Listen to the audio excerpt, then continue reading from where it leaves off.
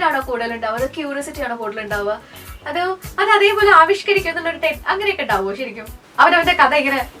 ഇല്ല, എനിക്കങ്ങനെ അമിതമായിട്ടുള്ള ക്യൂരിയോസിറ്റിയോ അല്ലെങ്കിൽ അതിൻ്റെ മേലിലുള്ള ഒരു തരം വല്ല ഭ്രമമോ ഒന്നുമില്ല. എന്തായാലും ഈ സിനിമയുടെ ഔട്ട്പുട്ട് നമുക്കിഷ്ടമുള്ള ഒരാളുടെ കൂടെ അല്ലെങ്കിൽ ആ ഒരു സെൻസിബിലിറ്റി ഒരേ വേവ് ലെങ്തുള്ള ആളുകൾക്കൊപ്പം ആയിരിക്കും വർക്ക് ചെയ്യുന്നത്. അപ്പോൾ അതുകൊണ്ട് തന്നെ അതിൻ്റെ ഔട്ട്പുട്ട് നന്നാവും എന്നാണ് ഇപ്പോഴും എൻ്റെ ഒരു പ്രതീക്ഷ. അത് തന്നെയാണ് എനിക്കിപ്പോൾ ലീല എന്ന് പറഞ്ഞ സിനിമ ചാർലിക്ക് ശേഷം വരുമ്പോൾ ചാർലിൽ നിന്ന് തീർത്തും വ്യത്യസ്തമായൊരു സിനിമയായിരിക്കും ലീല. അപ്പോൾ ലീല എനിക്ക് തോന്നുന്ന കഥയിൽ നിന്നും പൊളിച്ചെഴുതിയിട്ടുള്ളതാണ് എൻ്റെ തിരക്കഥ. എനിക്ക് തോന്നുന്നത് അത് വളരെ നന്നായി വരും എന്നാണ്. പിന്നെ ഫൈനൽ ഞാൻ ഇന്നിപ്പോൾ ഫൈനൽ കട്ട് RR എല്ലാം കഴിഞ്ഞിട്ട് ഞാൻ കണ്ടു. ഞാൻ ഹാപ്പിയാണ്, വളരെ നല്ലതായിട്ട് വന്നിട്ടുണ്ട്.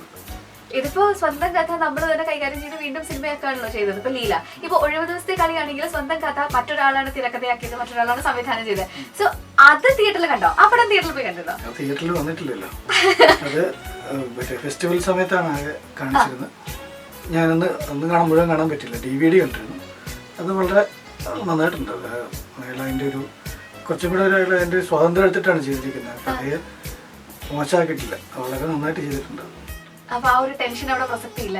എന്തിനാണ് ടെൻഷൻ എന്നൊക്കെ പറഞ്ഞിട്ട് നമ്മൾ അത് എനിക്ക് അങ്ങനെയുള്ള കാര്യങ്ങൾ അത്ര വലിയ ടെൻഷൻസ് ഒന്നുമില്ല. എനിക്ക് ആകെ ട്രെയിൻ മിസ് ചെയ്യുമോ അങ്ങനെയൊക്കെയുള്ള വലിയ കാര്യങ്ങളെ ടെൻഷനുള്ളൂ. അതെ, അതൊക്കെയുള്ളൂ. അല്ല ഇതൊന്നും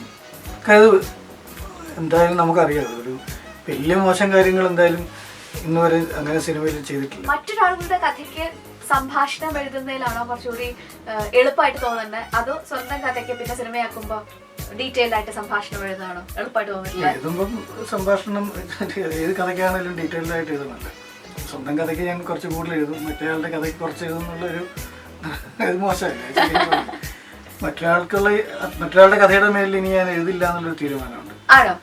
ഞാൻ എൻ്റെ സ്വന്തം കഥയ്ക്ക് മാത്രമേ ഇനി ഞാൻ സിനിമ കാണുന്നുണ്ടല്ലോ എഴുതിയുള്ളൂ. അത് ആദ്യകാലത്ത് അങ്ങനെ ചെയ്തു, ഇനി എൻ്റെ ആവശ്യമില്ല, അങ്ങനെ ചെയ്യില്ല എന്നൊരു തീരുമാനമുണ്ട്. ടാഗ് പതിച്ചു കിട്ടിയിരുന്ന സംവിധായകർ അവരുടെ കൂടെയാണ് കൂടുതലും പേര് ടൈ ചെയ്ത് കേൾക്കണതും കാണുകയൊക്കെ ചെയ്യണത്. അതെന്താ കൂടുതൽ കംഫർട്ടബിൾ ആവുന്നത് ഈ ഒരു ജനറേഷന്റെ വർക്കിലാണ്? അങ്ങനെ എന്തെങ്കിലും ഉണ്ടോ? ഇല്ല, ഇപ്പൊ ഹരിഹരൻ സാറിനെ പോലൊരാളോ അല്ലെങ്കിൽ KG ജോർജ് സാറിനെ പോലൊരാളോ വിളിച്ചു കഴിഞ്ഞാൽ നമുക്ക് എഴുതാൻ പറ്റും. എന്നെ വിളിക്കുന്നത് എന്നെ പരിചയമുള്ള ആളുകളാണ്. പിന്നെ എനിക്ക് വർക്ക് ചെയ്യുന്നതിനകത്ത് കുറച്ചൊരു എനിക്ക് പരിചയമുള്ള ആളായിരിക്കണം. എൻ്റെ ഒരു കംഫർട്ട് സോണിൽ ഞാൻ വർക്ക് ചെയ്യാറും. പരിചയമില്ലാത്ത പൈസ എത്ര വേണം തരാമെന്ന് പറഞ്ഞ് വന്നിട്ടുള്ള ഒരുപാട് പേരുണ്ട്.